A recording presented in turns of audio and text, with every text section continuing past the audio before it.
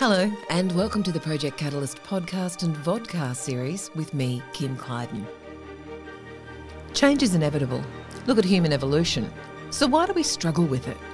For decades, many farmers have continued doing what their father did. But whether through government regulation or industry practices, the need to do things differently has never been so urgent. Earlier this year in Ingham, a group of like-minded growers gathered to experience an event focusing on regenerating depleted soils. The Regenerative Cane Forum began in 2019 to share knowledge and foster grower networks, attracting many Project Catalyst members, including Gino Zatta, who opened up his family farm to demonstrate implemented farming practices. The Zatta brothers manage 520 hectares of cane land and have been addressing soil health issues through cover cropping, resulting in surprising cash crops like beans and even hemp. We like to bring our seeds to grain now, because previous years we would just use them as cover crops, plough them back in or mulch them back in. Well, we see there's an opportunity to make a cash crop off those there. So within our cane rotation, we can get 2 cover crops and back into cane in the same rotation, or 3 cover crops and have an 18-month fallow. So we've just got one of those trials on now with an 18-month fallow, and we've gone soyas, hemp soya, industrial hemp soyas. We've gone cowpeas, mung beans soyas, back to cane. So we've done a few rotations of different types of crops. We're just finding out which is the one that's going to suit us the best. What were people interested in relation to your farming practices today? Mainly just to sit and have a listen on how we've adapted to other ways of farming. From when we discussed about the hemp and all that, we did our soil pit visit, and then we went back and had a look at some zero-till cane planting, which we harvested soybean crop and then direct drilled into that stubble. So there's no actual physical work on that soil from when we planted the soybeans. So we're actually growing a cane crop without any soil disturbance. So, and the results were there for people to see. Gino Zatta talking about the changes implemented across his family's generational farm. David Hardwick, one of the Regen Cane Forum organisers, works closely with farmers across all sectors of agriculture and states. Over the last 20 years, he's witnessed firsthand the challenges of change. David, why are you so invested in regenerative farming, and what are you seeing through your business? Soil and Food is a little consultancy that specialises in independent extension.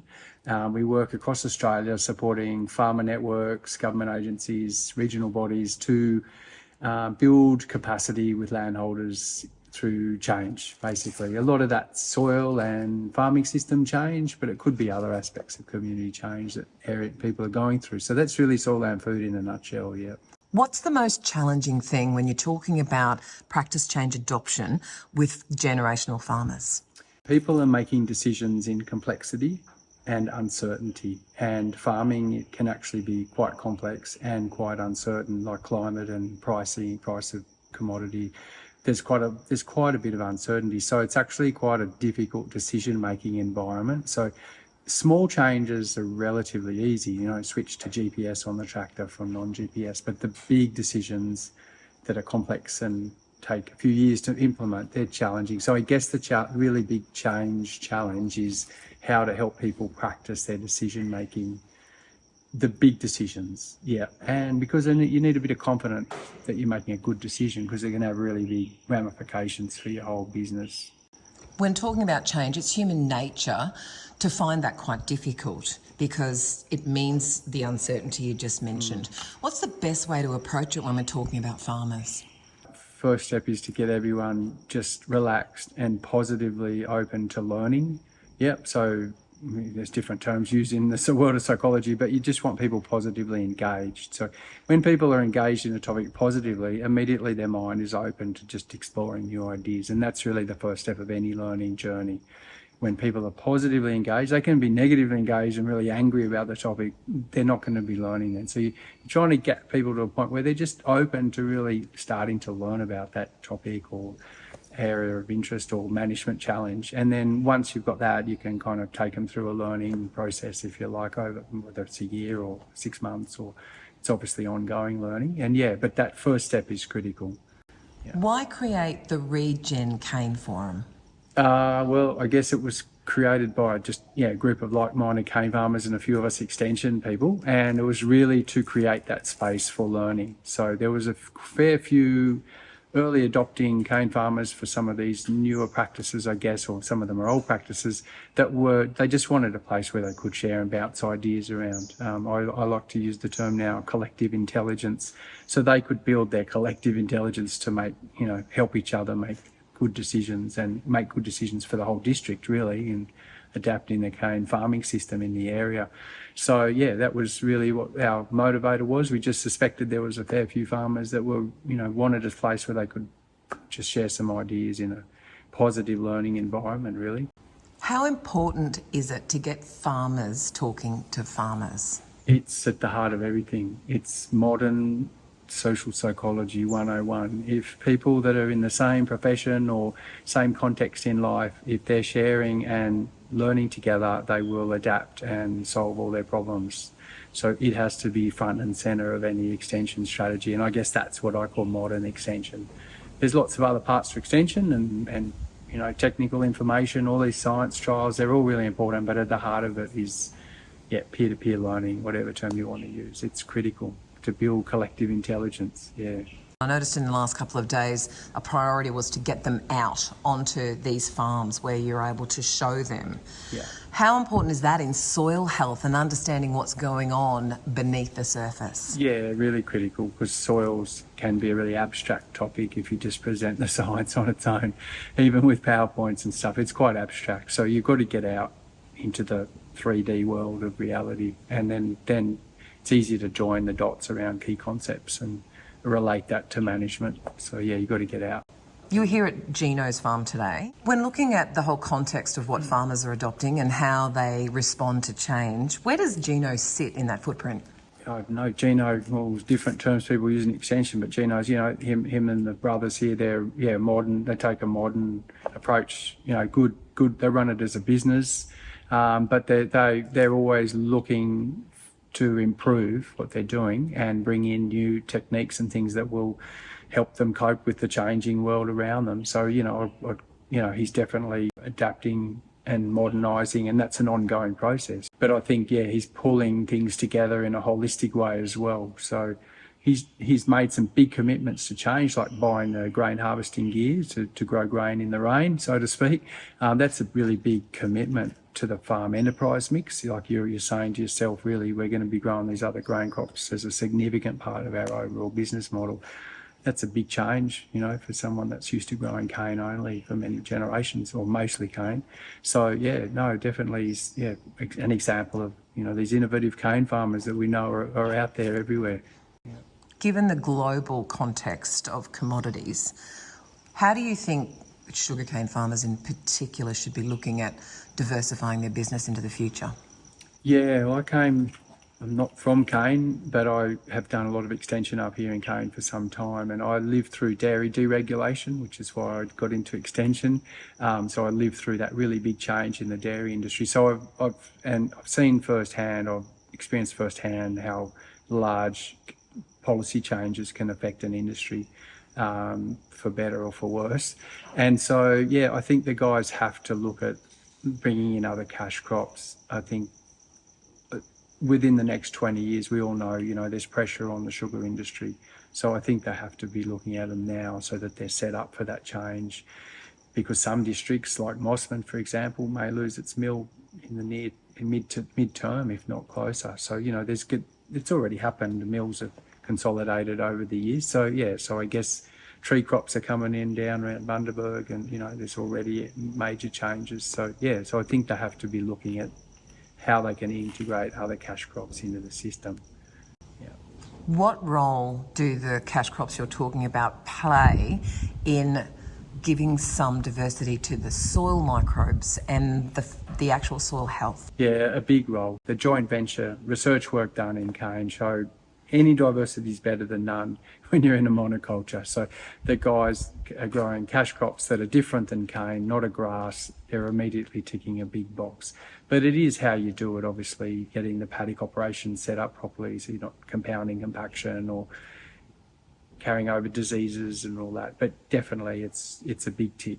Looking at the soil pit here, you dug down a fair way. What was that exercise all about, and what were people most interested in? Well, often with the soil pit in cane, everyone's looking at the compaction zones, which weren't as distinct here. One, because it's got a gravelly subsoil, so it's not as much of an issue and not as clearly seen.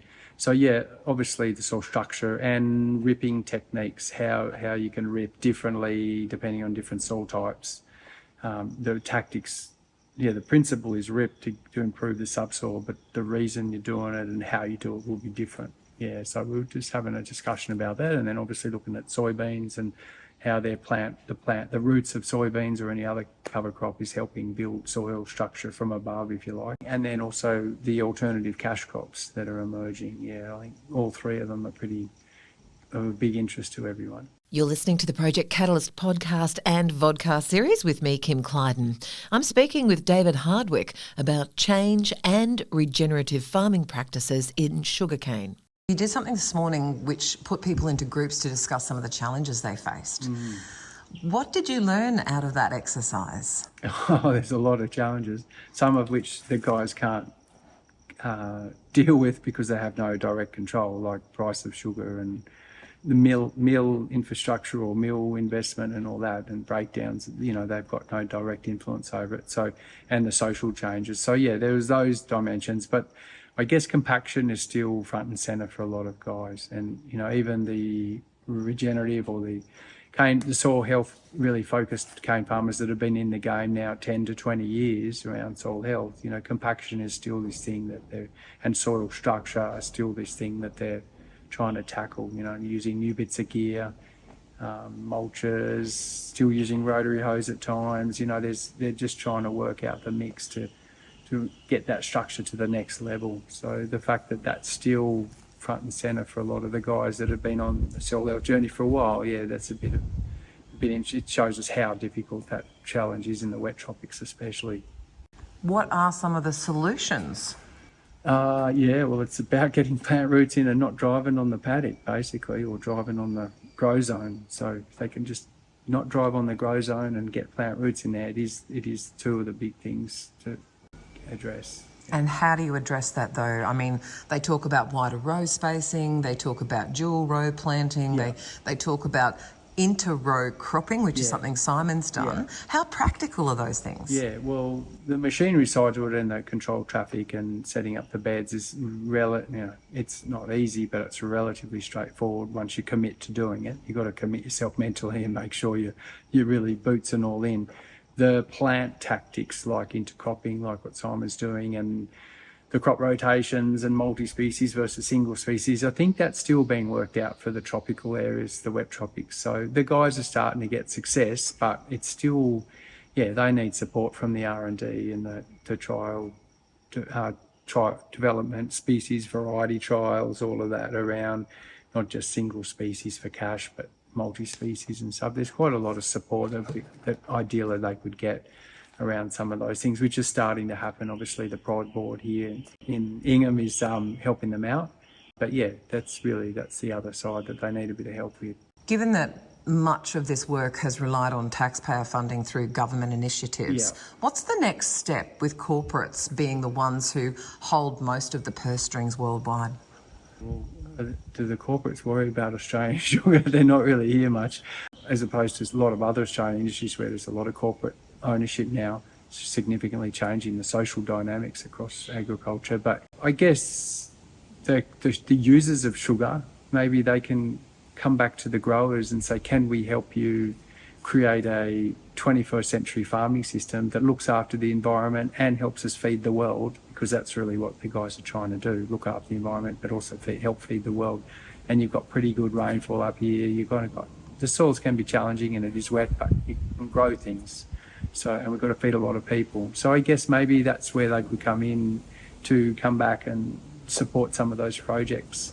I know there's sort of market-based schemes to sell environmental services like reduced nitrogen but that really gives the corporate end of things the ability to offset their carbon emissions, but does that, and it gives a little bit of support to the growers in terms of they get paid so they can use that money for something else. But yeah, I'd probably like to see that sort of developed a bit more, maybe not just through market mechanisms, because that seems to be the only tactic being used, and I don't think it's going to solve all the problems.